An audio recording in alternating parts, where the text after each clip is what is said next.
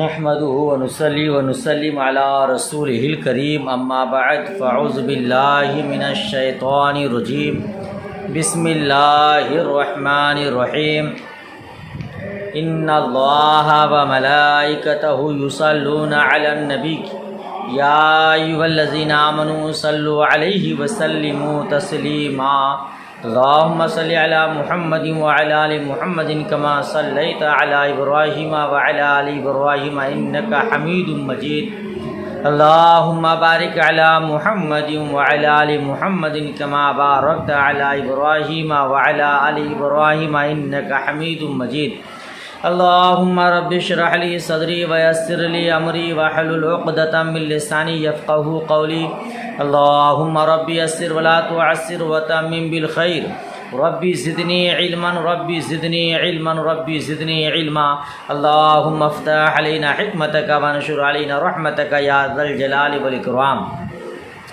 بسم الله الرحمن الرحيم وإن تيمم للجنابة ثم أحدث ولم يتيمم للحدث فوجد الماء فإن كفى اللمعة والوضوء فظاهر وإن لم يكفي لأحد لا ينتقض تيممه فيستعمل الماء في اللمعة تقليلا للجنابة ويتيمم للحدث وإن كفى اللمعة للوضوء انتقض تيممه ويغسل اللمعة ويتيمم للحدث۔ ترجمہ دیکھیے، اس سے پہلے والا سبق امید کرتا ہوں آپ نے سمجھ لیا ہے اور یاد بھی کر لیا ہے۔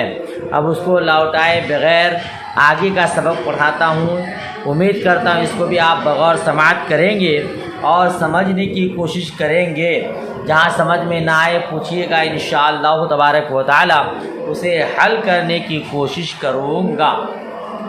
وَإِن تَيَمَّمَ لِلْجِنَابَةِ، اور اگر تیمم کیا جنابت کے لیے، اور اگر تیمم کیا جنابت کے لیے پھر حدث لاحق ہوا، ثم حدث، پھر حدث لاحق ہوا، اور اگر تیمم نہیں کیا فوجد الماء، پھر اس نے پانی پایا، فإن كفى اللمعة والوضوء فظاہر، اگر وہ لمعہ اور وضو کے لیے کافی ہے تو ظاہر ہے۔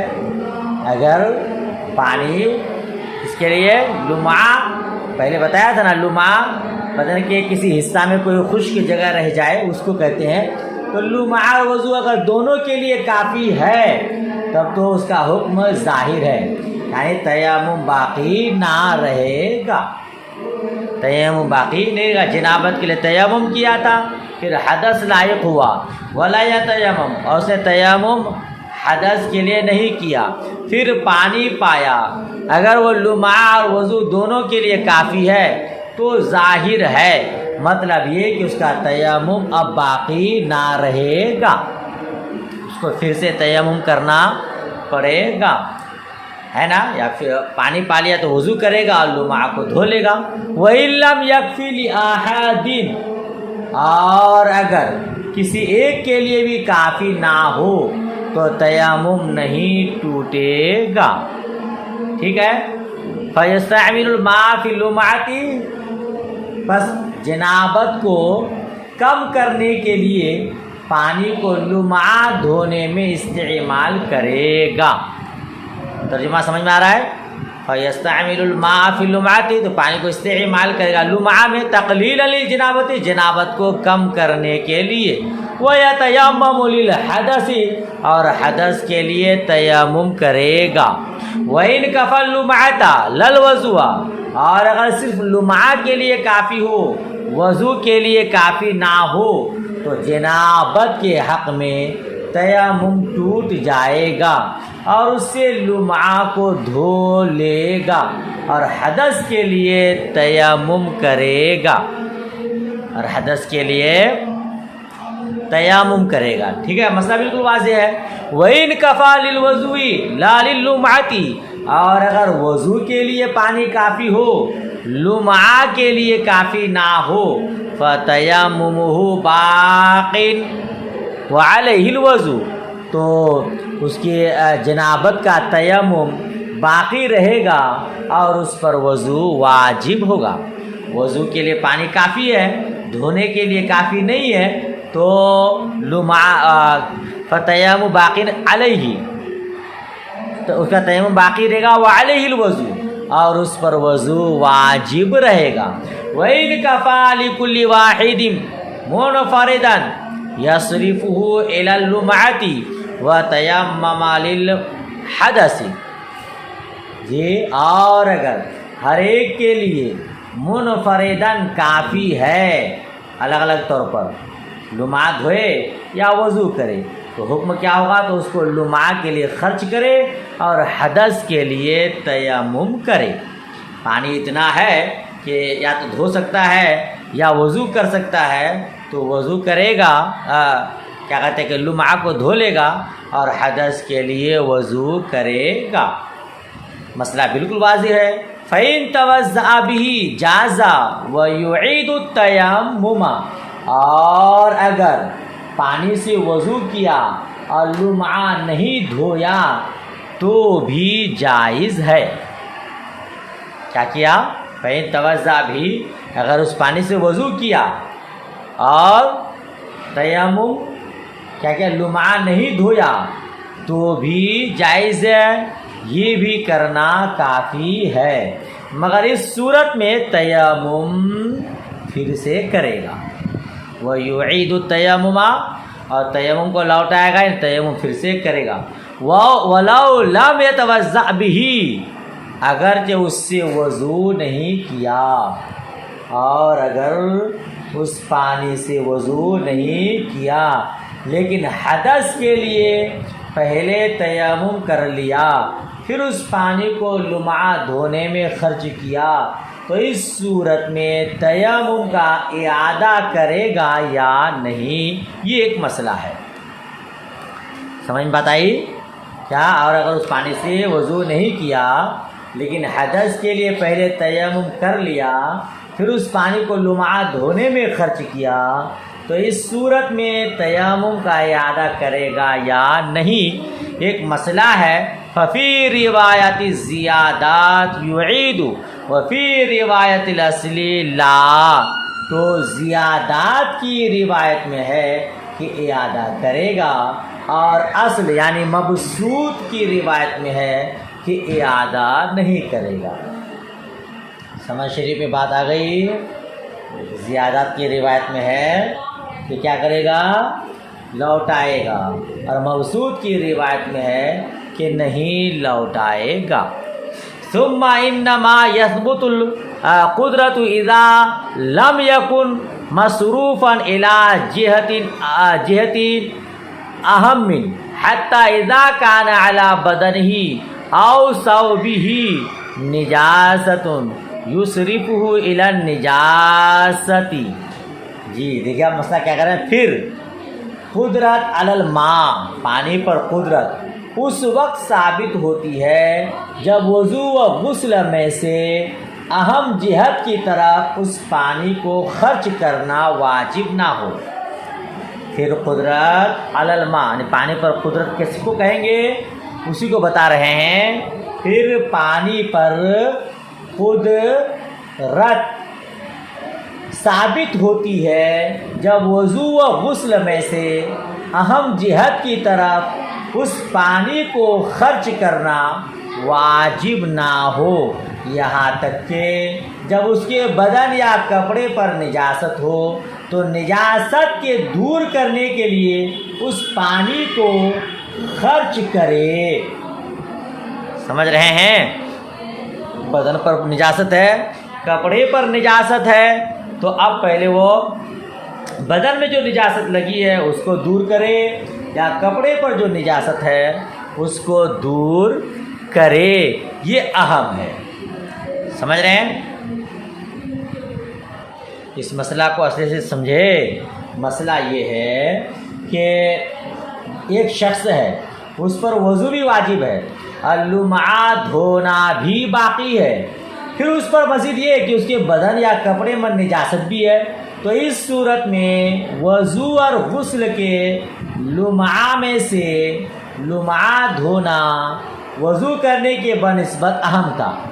بدن کے کسی حصہ پر خشکی رہ گئی تھی اور اس کا وضو بھی ٹوٹ گیا تھا، تو جو حصہ خشک رہ گیا تھا اس کا دھونا اہم تھا وضو کرنے کے بنسبت، لیکن جب اس کے کپڑے میں نجس ہے تو اب یہ اہم ہے، یعنی لمعہ دھونے میں وہ پانی خرچ کرنا واجب نہیں ہے، بلکہ اس پانی سے ناپاک کپڑا یا ناپاک بدن دھونا ضروری ہے، کیونکہ اگر کپڑا نہیں دھوئے گا یا بدن جو ناپاک ہے اس کو پاک نہیں کرے گا تو نماز نہیں ہوگی۔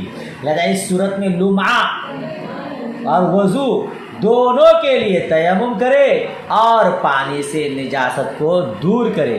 ہاں، اس شرط یہ ہے کہ نجاست اس قدر ہو جو نماز سے مانع ہو، اگر اتنی تھوڑی مقدار ہو کہ اس سے نماز ہو جائے گی، یعنی قدر درہم سے کم، تو پانی اس میں خرچ کرنا لازم نہیں ہے، بلکہ اس سے لمعہ کو دھونا واجب ہے، یا لمعہ کو دھوئے یا جو خشک جگہ ہے اس کو دھوئے اور وضو کی جگہ پہ تیمم کرے۔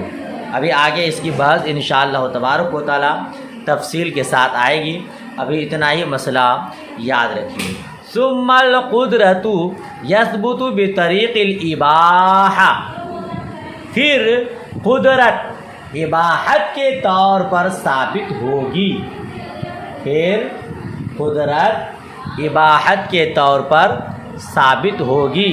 آگے دیکھیے، اچھا آگے ہے وہ بے طریق تملیک، پھر کیا کہتے ہیں کہ پھر قدرت بطریق اباحت اور بطریق تملیک ثابت ہوتی ہے، بطریق اباحت اور تو بطریق تملیک ثابت ہوتی ہے۔ بطریق اباحت اور تملیک کا مطلب یعنی پانی پر قدرت حاصل ہونا، پانی اس کی ملک میں آنے پر منحصر نہیں ہے، بلکہ بطریق اباحت پانی ملے تب بھی قادر ہوگا۔ اباحت اور ملکیت میں فرق یہ ہے کہ ملکیت میں اس کا دخل ہوتا ہے، چنانچہ وہ اسے دوسرے کو ہبہ کرنے، فروخت کرنے، دوسرے تمام اقسام جو نفع کا ہے وہ مالک ہوتا ہے، لیکن مباح چیز سے صرف فائدہ اٹھا سکتا ہے، ملکیت کی طرح تصرف نہیں کر سکتا۔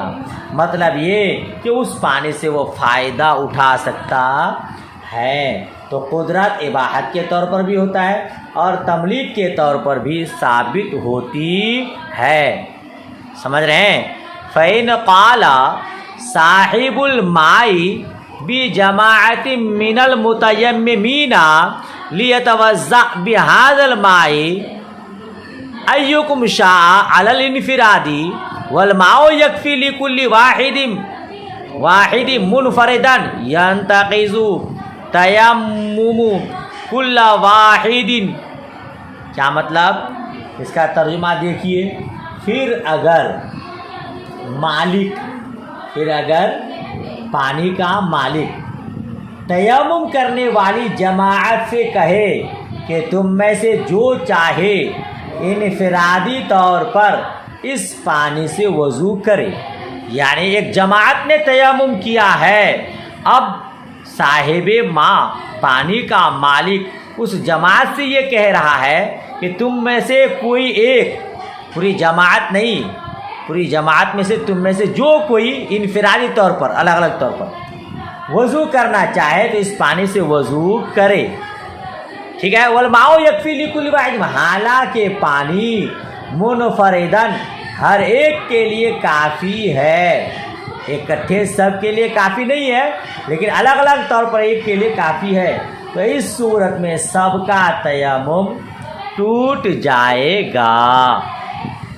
جی، ینتقض تیمم کل واحد، تو ان میں سے ہر ایک کا تیمم ٹوٹ جائے گا۔ تو جب ایک آدمی نے اس پانی سے وضو کیا تو باقی لوگ اپنے اپنے تیمم کا اعادہ کر لیں گے۔ مسئلہ سمجھ میں آیا؟ ایک جماعت نے تیمم کیا ہے اور پانی کا مالک کہہ رہا ہے تم میں سے جو چاہے اس سے وضو کر لے، حالانکہ ایک ہی آدمی کے لیے وہ پانی کافی ہوگا، سب کے لیے کافی نہیں ہوگا، تو ایک آدمی وضو کر لے گا اور بقیہ لوگ تیمم کر لیں گے۔ ٹھیک ہے؟ کیوں بھائی؟ کیونکہ اس کے لیے انفرادی طور پر قدرت ثابت ہو گئی۔ کیوں ایسا ہوگا؟ لِثُبُوتِ الْقُدْرَةِ لِكُلِّ وَاحِدٍ عَلَى الْانْفِرَادِ، کیونکہ ان میں سے ہر ایک کے لیے قدرت ثابت ہو گئی۔ ٹھیک ہے؟ وَأَمَّا إِذَا قَالَ هَذَا الْمَاءُ لَكُمْ، جی لیکن پانی کا مالک جب یہ کہے یہ پانی تم لوگوں کے لیے ہے اور سب لوگوں نے مل کر قبضہ کیا تو کسی کا تیمم نہ ٹوٹے گا۔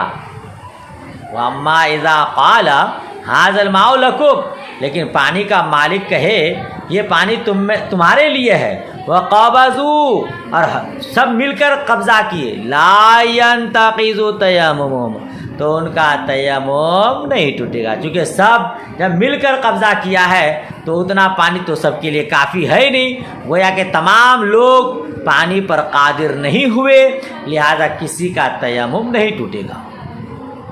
اما عندہما فلأن ہبۃ المشاع یوجب الملک علی سبیل الاشتراک فیملک کل واحد مقدارا لا یکفیہ۔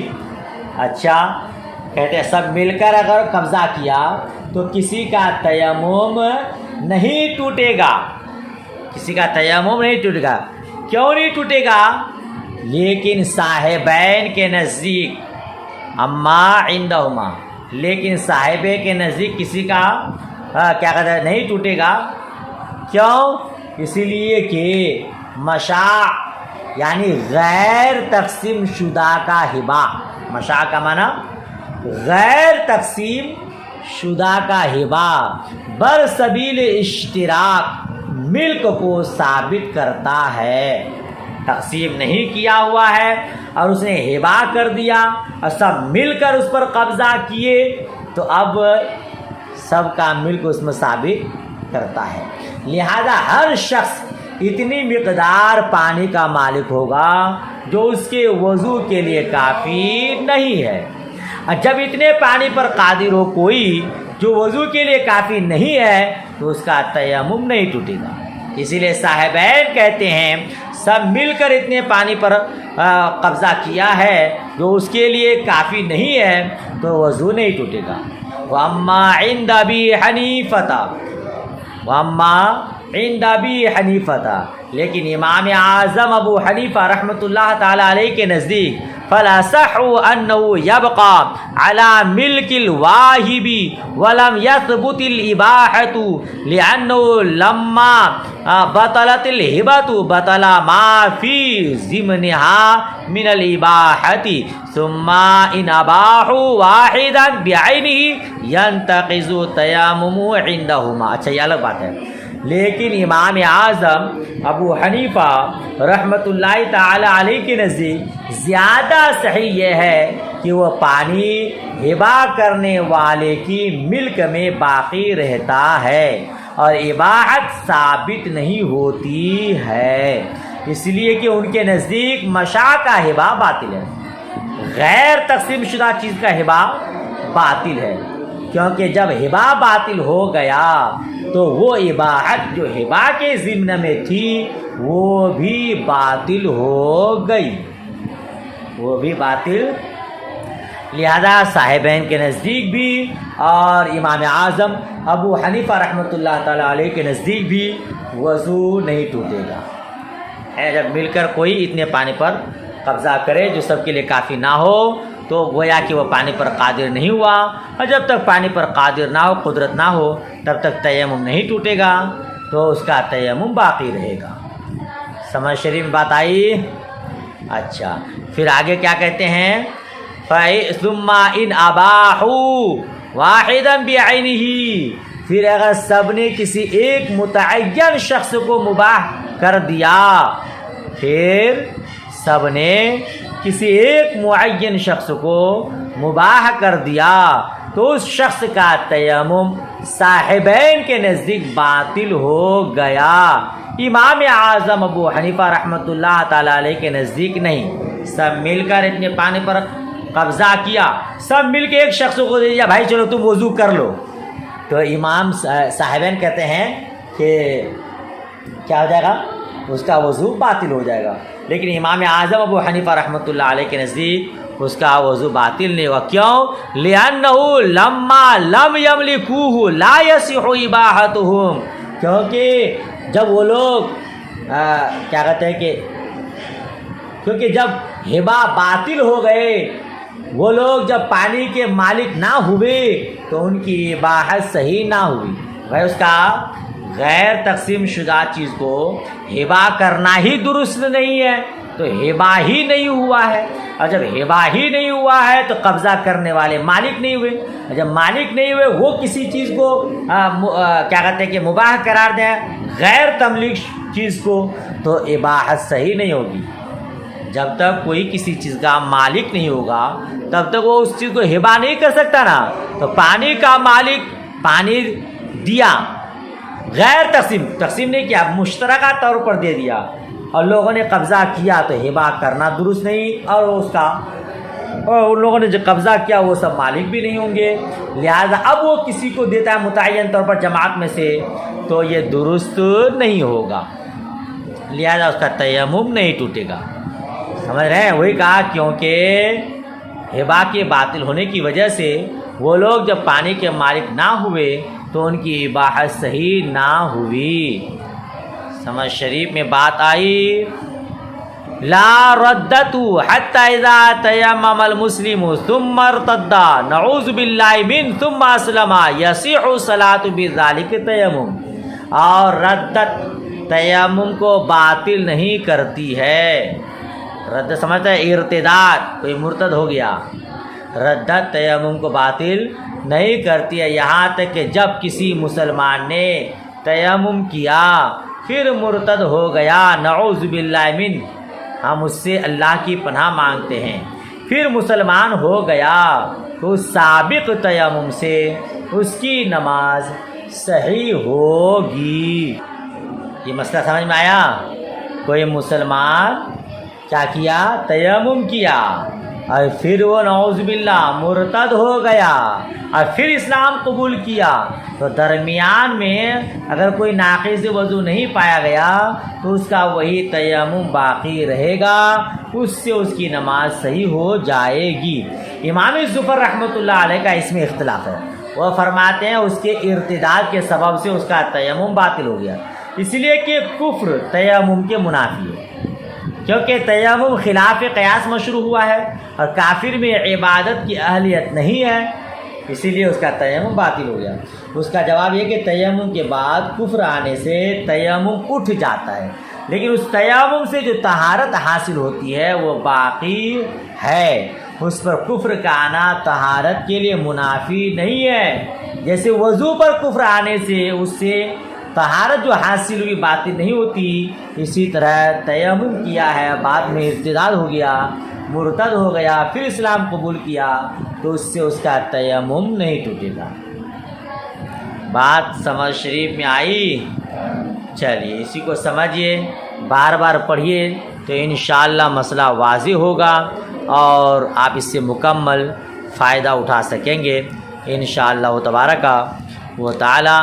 آج کا سبق یہیں تک رہنے دیتے ہیں، اب مسائل الخفین تک ایک سبق باقی ہے، اس کو پڑھا دیں گے انشاءاللہ، ششماہی کا نصاب مکمل ہو جائے گا، تو اسی تک رہنے دیتے ہیں۔ دعائے خیر میں یاد، اللہ حافظ، خدا حافظ۔